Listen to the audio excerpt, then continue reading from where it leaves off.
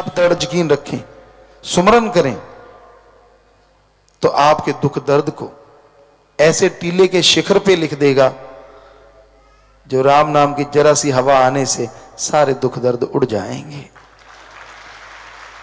वो सुख आनंद परमानंद की प्राप्ति आपके दिलो दिमाग में इस तरह लिख देगा जिस तरह धरती पे कोई पहाड़ खड़ा हो जिसे तूफान भी नहीं हिला सकता।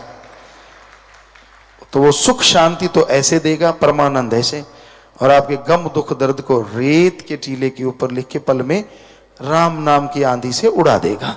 जरा सी हवा से उड़ जाएंगे। यानी जरा सी अगर दृढ़ यकीन भक्ति आपने कर ली तो पता ही नहीं चलेगा दुख आए और गए कब।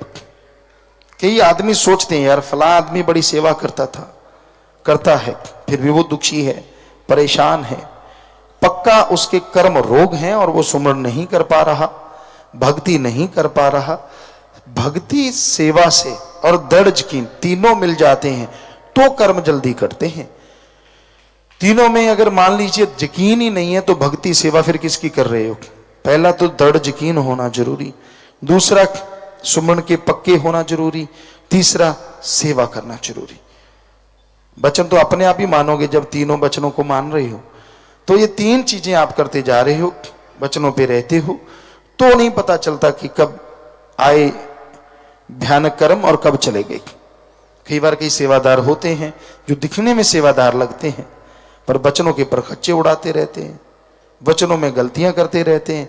तो फिर जब उन पे एकदम कोई रोग आता है, एकदम कोई भयानक बीमारी या कोई दुख दर्द आता है, तब सुमन होता नहीं और वो कर्मों का एक बोझ उन पे ऐसा पड़ता है कि वो उठ ही नहीं पाते। तो ये वजह हो सकती है। अदरवाइज साईं मस्ताना शाह सतनाम दाता के चिताए हुए जीव दृढ़ यकीन रखें, वचनों पे पक्के, सेवा सुमन के पक्के बन के रहें। हो ही नहीं सकता कि उनका कोई बाल भी बांका कर सके।